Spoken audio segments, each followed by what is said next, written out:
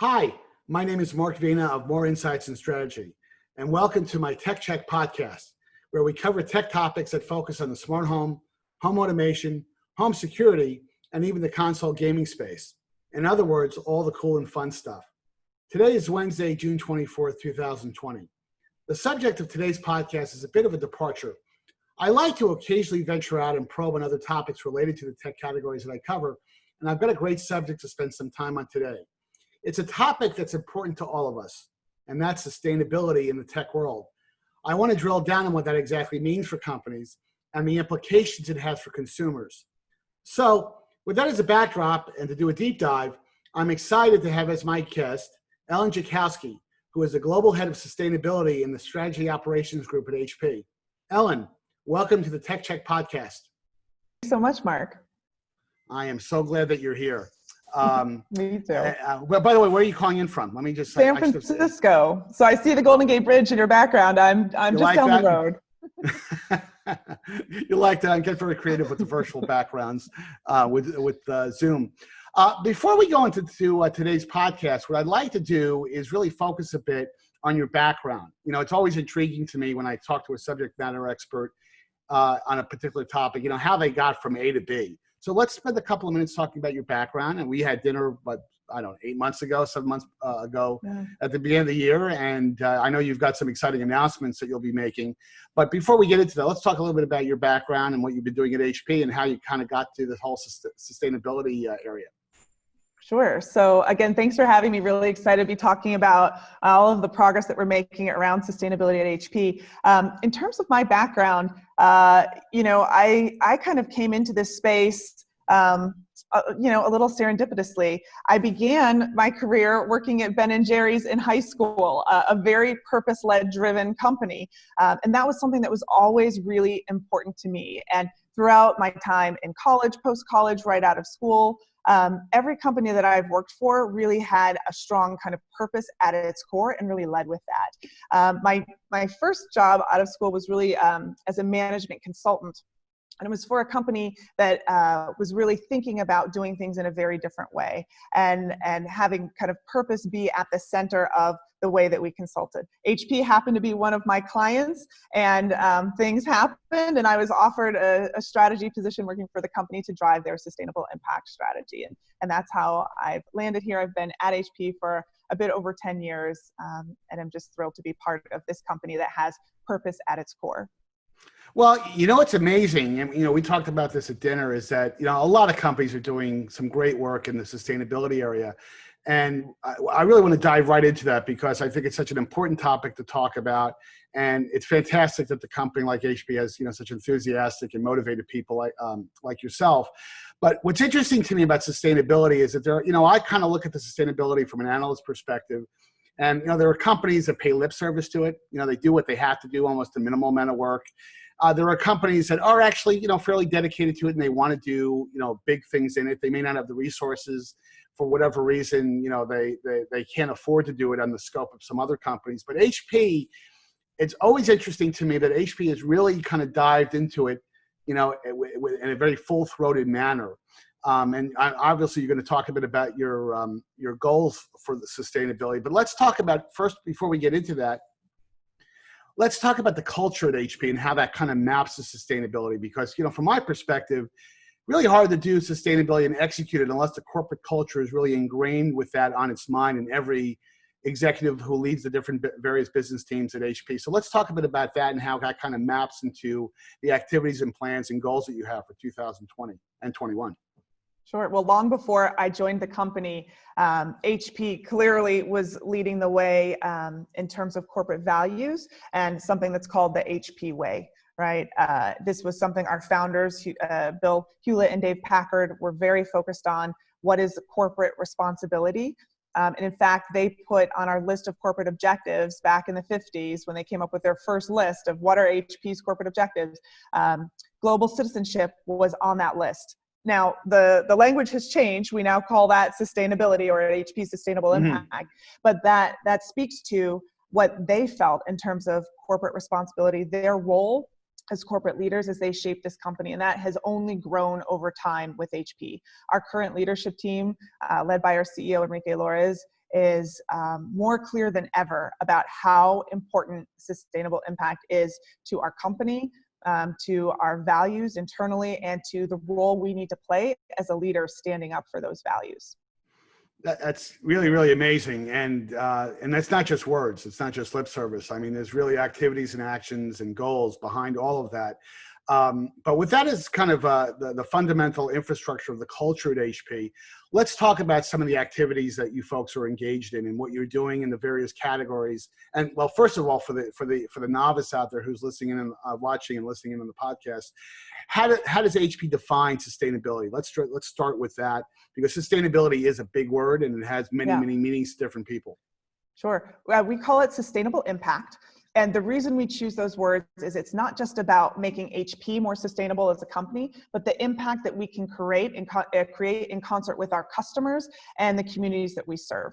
And there are 3 pillars that sit underneath the sustainable impact strategy: planet, people, and community. And planet is really about driving a circular and low carbon economy and delivering the most sustainable product portfolio possible. The people pillar is about respect for human rights and enabling everyone within our value chain to thrive, as well as embedding diversity and inclusion into everything that we do. And that clearly is more important than ever before right now in this moment. And then our 3rd pillar, community, is around unlocking education and economic opportunities for the communities that we serve. So very interconnected when you think about, and we're seeing this, right now with COVID, for example, how are planet, people, and communities connected? When humans stay home and have to shelter in place, we're seeing impacts on the planet like we haven't in a very long time. So as we think about that strategy, we pay particular attention to the interconnectivity between each of those things: planet, people, and community. And I want to go back to that in a couple of minutes, because the COVID-19 and the pandemic topic obviously ties very strongly to the work that you folks are doing. But before we get into that, because I do want to cover that, let's talk about some examples in those 3 pillars that you just talked about, because those are very big pillars. Those are not tiny pillars; they're very big pillars. Let's talk about. Give me a couple of examples on how that translates to each pillar that you just talked about. Sure. Well, so the planet pillar, some of the activities that we're doing in that space. We recently announced that HP has the most sustainable PC portfolio in the world. And that's a combination of a lot of different efforts across many different topics. It includes things like moving away from virgin material to recycled material. We have an industry-leading goal to use 30% recycled content plastic in our products by 2025. And that covers both our personal systems, so all of our PCs and gaming products, as well as our print products. So that's an example of some of the things we're doing in Planet. In addition, we're announcing with our Sustainable Impact Report a brand new goal to eliminate 75% of single-use plastic in packaging by 2025. And single-use plastic continues to be a big problem that we're all facing. It contributes significantly to our ocean plastic pollution problem. And to that point, we're also announcing with the launch of this report that we have now used over 60 million bottles of ocean-bound plastic in our supply chain. So that shows up in products like our ink cartridges, some of our notebooks, like the laptop that I'm using right now for this webcast, the HP Dragonfly, and a variety of other products where we're using that ocean-bound plastic. So that's the planet pillar and some things that we're doing there and focused on. For the people pillar, in terms of respect for human rights, we're also launching with the report, our first time ever, a human rights progress report. And this continues our commitment to be accountable and transparent in this space. We've helped lead the way in human rights in our industry and protecting our supply chain. We were the first to initiate a supplier code of conduct, and being the first inaugural human rights progress report for us to launch is a really important moment for us, and we take it very seriously. And with being accountable and transparent about our actions and where we are, we think that continues to drive greater change across our industry. And then in terms of diversity and inclusion, with our report, we're also publishing our updated numbers on where we're at with some of our goals there. This continues to be more important than ever. And you'll see numbers in there like 63% of all of our hires are from underrepresented groups. And that's up from 57% in the previous year. You'll see numbers like 40% of all of our hires are women. And that's up from 32% from previous years. So strong progress in that space, but clearly more than ever work to be done. And in the community pillar, we have a big goal around enabling over 100 million people to provide access to quality education. And our number that we're reporting is we're well on our way to that goal by 2025. We're reporting 28 million students, teachers, other learners already impacted by that goal. So lots to do across planet, people, and community, and lots of incredible progress to report. You know, it's amazing, Ellen, and I'm going to just, I want to seize on the product composition piece because, you know, long ago, well, maybe it wasn't that long ago, when I was on the product side and worked at Compaq and Dell, and, you know, and we're going back now, 15, 20 years, from a marketing and business standpoint, the marketing people and product people always got a bit nervous when the material people, the operations people came along and said, remember, the old Rojas, that was one of the initial Sure. initiatives to try to dial down the amount of bad material in a PC. That was always viewed in kind of a cautious way by a product or marketing person because there was the perception that it would be a cost adder. You know, you're making the BOM more expensive. But what amazes me about what HP has done, and you're not the only company that I think falls into this category, but you're certainly leading the charge on it, is that you're doing it in a very cost-friendly way if I'm a product or a business marketeer. So it sounds like the way you're pursuing this at a product level is to make sure this is done in a way that doesn't make your products less competitive from a pricing standpoint. That's got to be a key requirement, correct? It is. It's certainly a requirement as we think about how to build our products. But I should also mention, we are seeing customer demand change, and that opens up doors as well. So, for example, one of the numbers that's in a report as well is in terms of new sales, we can attribute over $1.6 billion to our actions in sustainable impact that have helped close those deals. So our customers' perceptions and needs are changing about sustainability. They're demanding more from us. They're looking for us to highlight, the changes that we're making. How are we moving from virgin to recycled content? How are we making our products more energy efficient? How are we changing our packaging to be more environmental and sustainable and recyclable and less?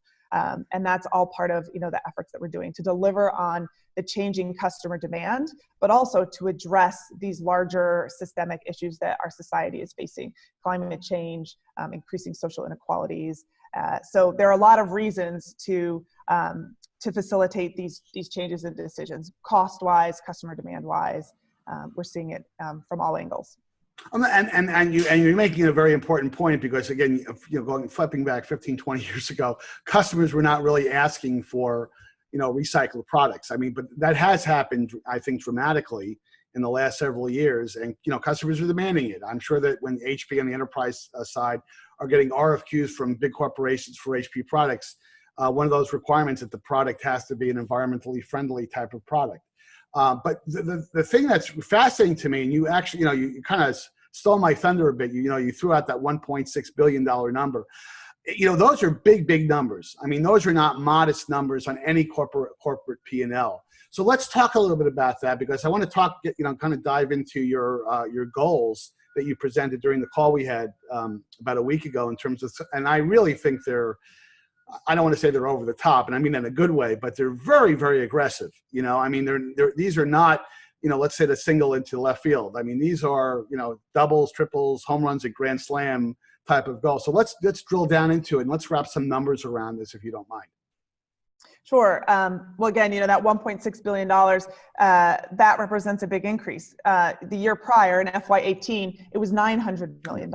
So that's almost a 70% increase that we're seeing. Now, of course, a lot of that depends on, the information we have available to track. we estimate that that number is probably a lot bigger, but from our tracking systems, and you mentioned it, it's from our enterprise RFPs, that's how we're able to account for it. Sure. We don't have systems in place to measure the changes we're seeing, with consumers at this point. But from this one slice that we have, that's up 70%. And we know that trend is only going to continue to increase. And we see that the questions that we're being asked across our entire product portfolio, also in 3D, right? As HP sells printers and PCs and gaming equipment, but we also have moved into the 3D printing space, and the questions are coming there as well. And we're able to differentiate by offering recyclable materials. All of the materials that run through our 3D printers are recyclable. We're thinking about this holistically, and customers are asking about this across every segment of our business. Now let's drill down into a topic that all consumers can appreciate, and that's this topic of packaging. When you bring that HP Spectra computer home, that HP LaserJet printer at home, and HP has really done a really good job of innovating, not just at the product level, but innovating at the packaging level. So let's talk a little bit high level about maybe a couple of things that consumers can expect to see, when these sustainable impact activities are applied against the packaging paradigm, if you don't mind. Yeah. So, we've set this big new goal to eliminate 75% of single-use plastic in our packaging by 2025. And how are we going to do that, right? That is a big deal. That's tough to do, especially when the customer expects, their brand new printer or PC to come in perfect shape, no scuffs, no scrapes, no little, imperfections. It needs to look beautiful, and the packaging needs to do its job. Mm-hmm. So ways that we're thinking about and have already shown to make progress in this space. One, we launched a product called the HP Tango Terra. We called it the world's most sustainable home printing system. And we could go into detail in another discussion about all the aspects of that Tango Terra printing system. I just wrote about it, and it's a beautiful printer. Yes, yeah, but I can see that. Yeah, go ahead. It's a gorgeous printer, but it's our first product with zero plastic packaging. How do we do that? Yes. One of the ways that we're able to eliminate the plastic, for example, it comes with a little plastic bag when you open the printer with a little piece of paper in. You take the paper out of the plastic bag, and it has instructions on how to set up your printer. Well, do we really need that plastic bag? Do we need that piece of paper? We realized with the Tango Terra, we don't.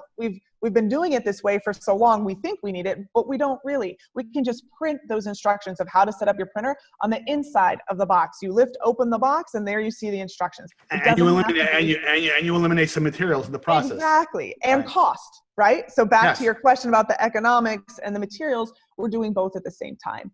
So everybody wins. The customer wins. They are more delighted. There's less waste. The environment wins. And from a cost point of view, it's also advantageous. So that's an example of one of the ways, just eliminating it where we figured out that's possible. Another way is to use alternate materials.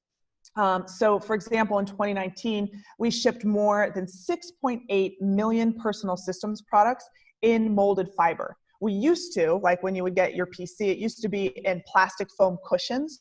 And we realized, you know what, we don't need plastic foam cushions, even though they're recyclable or made of recycled content. We can take out that plastic and substitute it with molded pulp fiber, which is fully recyclable as well, a more sustainable material. So we've already made that shift with over almost 7 million products, and you're going to continue to see that shift throughout our product portfolio of where can we eliminate plastic where we don't need it, where we can move from plastic to an alternate, more sustainable material. Let's talk. When you get into the packaging thing, because you raised an important topic, HP must spend tons of times on just what we used to call in the old days the out-of-box experience when a consumer opens the box, and it was never really done in the years that I worked on the product and marketing side. It wasn't really done with the recycling and sustainability objective in mind. It was more about the customer experience.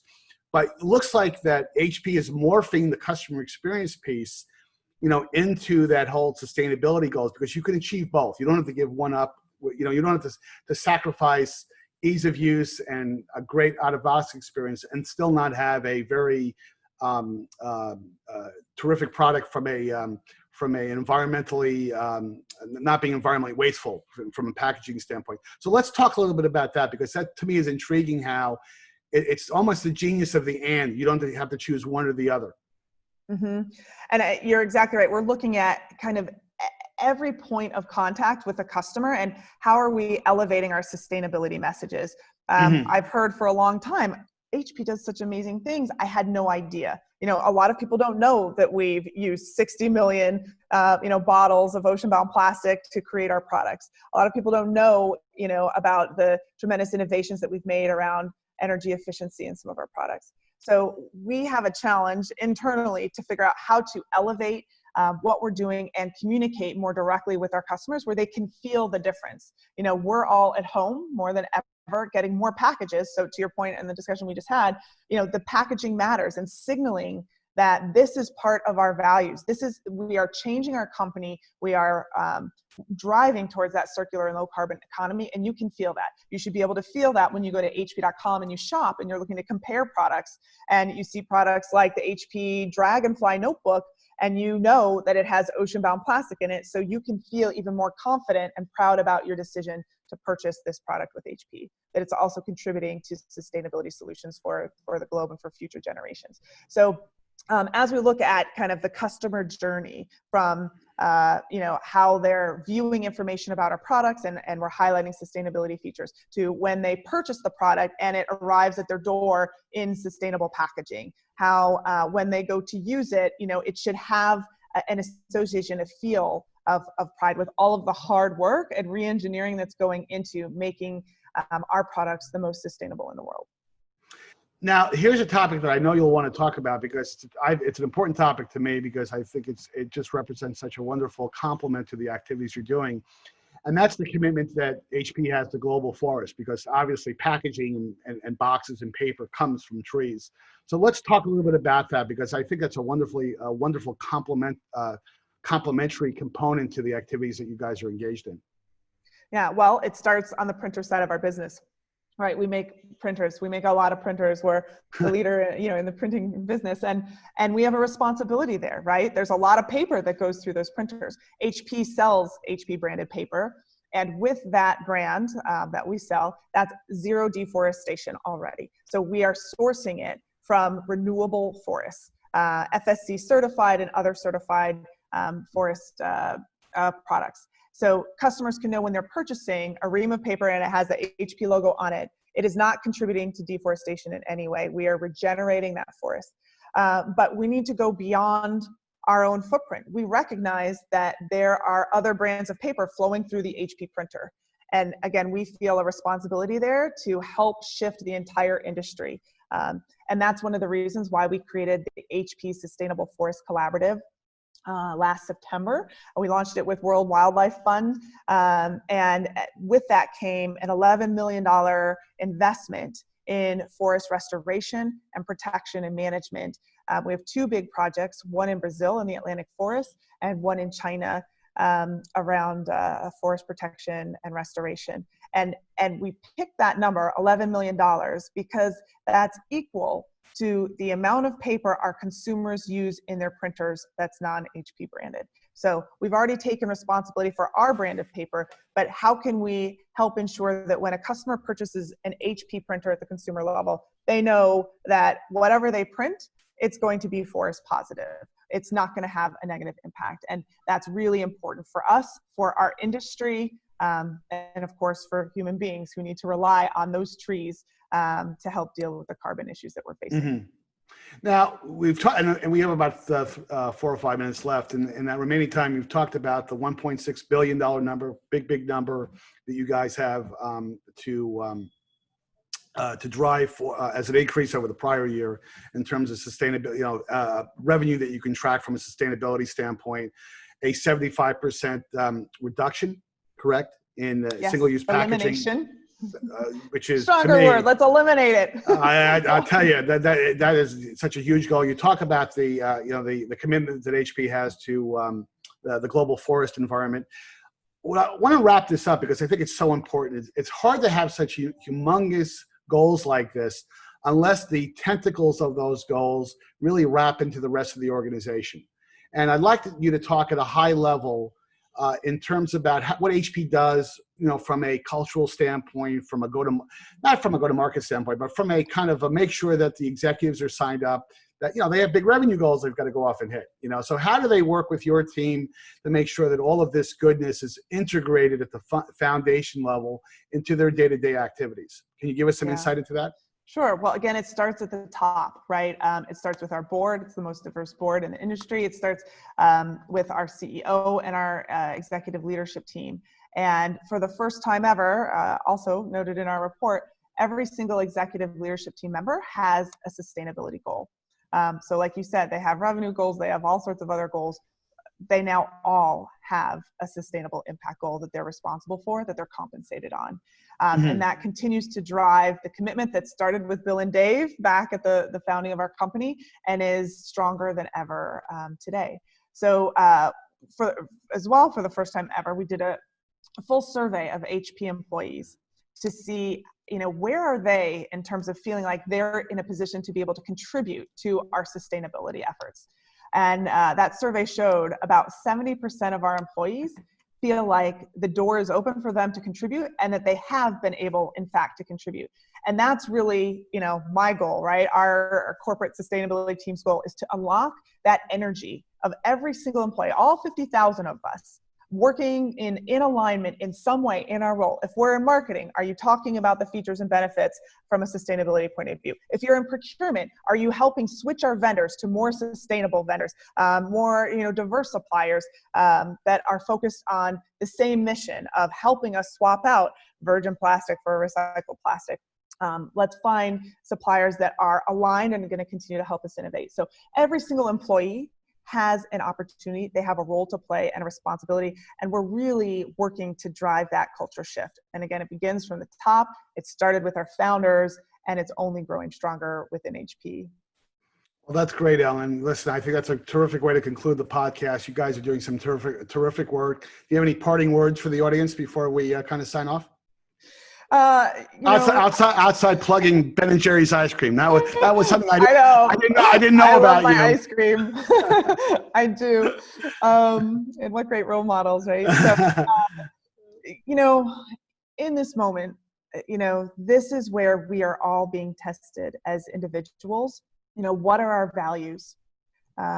What is the purpose that we are living our life with? How are we creating a better world for ourselves and for future generations? And for us, again, that goes across planet, people, and communities. We are deeply committed to this.